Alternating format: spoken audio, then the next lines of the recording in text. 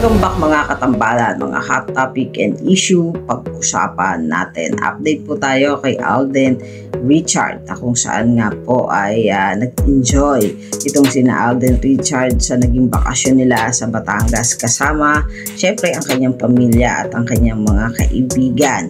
Makikita naman na nag-enjoy talaga sila doon sa bakasyon nila at nagkaroon sila ng mga activity tulad ng yoga, running at swimming. At gabi naman matapos nga ang bakasyon ni Alden ay nag-celebrate naman si April ng kanyang kaarawan at kasamang muli sina Alden, sina Prince at Mitch.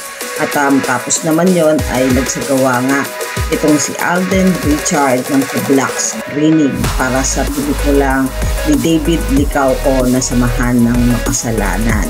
At suportado ni Alden yung mga pelikulang Pilipino, syempre at ang mga nakasama nga niya sa trabaho at isa na nga doon si David.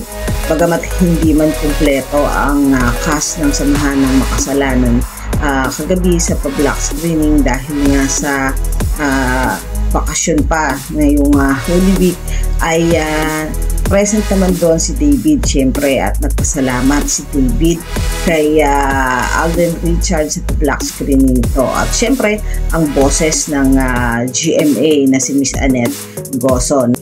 Andun din syempre sina Amazing Betong na tuwan-tuwa nga kay Alden Richard at nagpa-picture pa nga ito kagabi at naging matagumpay nga yung sinagawang pa-black screening nitong si Alden at pinuri naman ni Alden ang mga cast at si David doon sa bumubuo nga ng pelikulang Samahan ng Makasalanan. Samantalang sa gaganaping lights, camera run takbo para sa pelikulang Pilipino sa May 11 ay isa nga ang par at kaibigan nitong si Alden Richard na si Julia Montes na celebrity runner na makikita natin doon sa MOA Concert Ground, Pasay City. Kasama din siyempre sina Dennis Trillo at Jeneline Mercado na parte din ng gaganaping lights, camera run mo para sa pelikulang Pilipino. Abangan natin yan. Si Julia Montes ang part nga po nitong si Alden Richard.